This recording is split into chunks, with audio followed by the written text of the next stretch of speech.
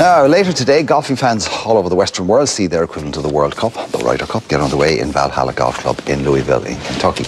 But does the European team have what it takes to win 4 in a row? Well, one of Ireland's leading experts in golf instruction, Barry Parr, joins us now to give us his opinion. Good morning, Barry. Thank you very much indeed. Good morning, Mark. This is, I suppose, you would view this the way a soccer fan would view the World Cup. It's like, this is it. You're glued to the telly for the next 3 days, are you? Very much so, yeah. Right, Europe are obviously on high. They've won the last 3. They're going to try and make it 3 or 4 in a row. On paper, looking at it, Europe have 3 of the world's top 10, 7 of the world's top 20. USA have 3 of the world's top 10 and 6 of the world's top 20. That's right. So, on paper, marginally, Europe's a better team. I think so, and I think it's the first time in about 5 or 6 Ryder Cups that we've actually appeared to be the stronger team.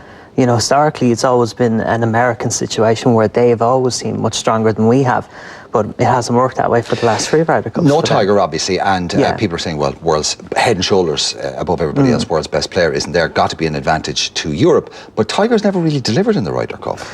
It's an unusual situation, really, that the world's #1 didn't deliver more, but I think no team would want to have him absent, without a shadow of a doubt. I mean, no one would want to go up against them on Sunday. Well, it'd be worth a point in the singles anyway, certainly. Oh, very much so, yeah. And even from a crowd perspective as well in Valhalla, you know, Tiger playing very well, he would really stir up the crowd and really have things So is it that's another advantage to Europe then, so? Oh, very much so, very much so. Okay.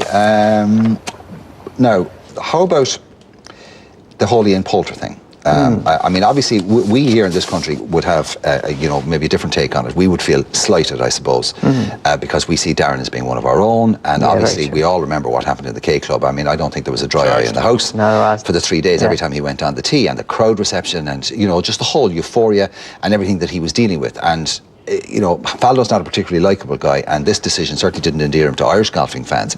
But did he make the right decision from a golf point of view? From a golf point of view, I don't think he made the right decision. I felt that choosing Darren Clarke would have been a far better choice for the overall team, both for his experience of winning a lot of Ryder Cup matches, his bond with the likes of Lee Westwood, which would have made him a very good pairing today, you know, for foursomes in the 4-ball in the afternoon. So I feel that it was a mistake to leave him out after the But equally well, Poulter came very close to Pádraig in the Open, and he's definitely a coming player. Now, he could buckle under the pressure, but equally well, he could flower under it. It's true enough. I mean, I think the whole situation has planted a lot more pressure on Ian Poulter. I don't think it was a lot of needless pressure, really. It didn't need that, or he certainly didn't need that. I mean, they play later today now, both himself and Justin Rose.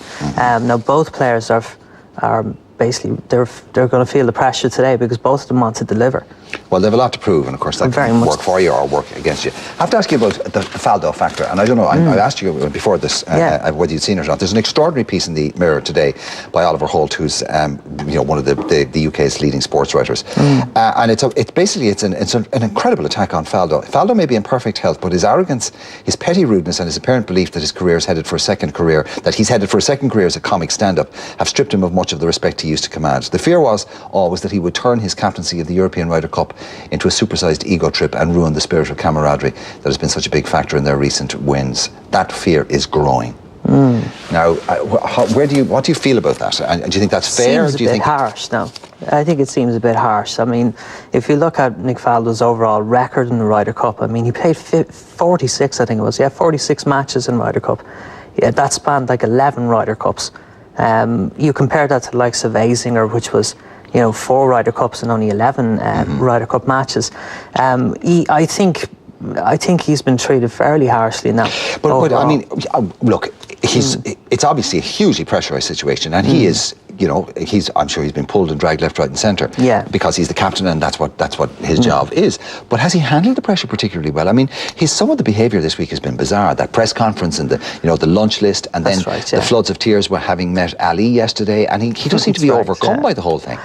I watched it actually last night, and I have to, I was kind of surprised with a few of the comments that were made, that he made.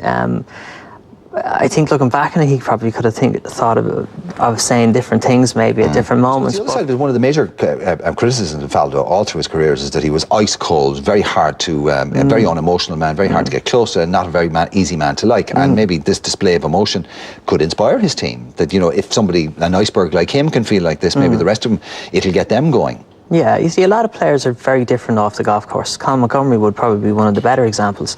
He's a bit of a horror on the golf course, but when you actually meet Colin out in the open, he's actually a lovely guy, total gentleman. Like. Yeah, but Faldo was a horror on the golf course and off the golf course. I mean, I don't think anybody's met Nick Faldo. I've met him once, and I wouldn't say he was a nice guy. Remarkable sportsman and all the rest of it, but I mean, not a man I'd like to be locked in a lift with for a few hours. Anyway, all right, so I won't ask you to comment on that because you're still in the business. The pairings, what do you think of the pairings? We've got are very good. and Bob Carlson going out against Mickelson and Anthony Kim. That's right, yeah. But it's it's a strong suit to start with. I mean, Robert Carlson put their best players out first. Very much so, but like Padraig after his 3 major wins, like in less than 2 years. Robert Carlson after winning the Mercedes-Benz on the European Tour. I mean, you won't really find 2 players who are probably more keyed up to win today. Anthony Kim and Phil Mickelson, both players very aggressive. I'm not really sure if it's the exact formula for foursomes. Foursomes sometimes takes a more of a conservative approach or safe approach towards the middles of the greens, but I have a feeling that Phil and Anthony Kim will want to go after the flagsticks, so it'll be an interesting one to see. Yeah, it'll be interesting because it's a huge course. Everything plays very long there, a lot of dog legs, and you know, it's a course that if your game is on, you'll do well, but it'll be very unkind if you're slightly off. It's 7,465 yards long. That's extremely long now. You know? They say historically that whoever is up by lunchtime on the first day, that it doesn't pretty well change by Sunday. It's hard to say. I mean, personally, I hope it goes in all points even on Sunday.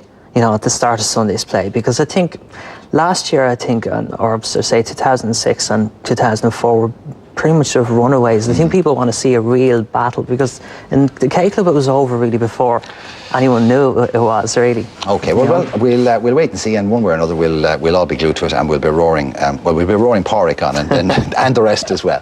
Cheers! Thank you very much. Let's go outside to Alan, who's shaking his tail feather.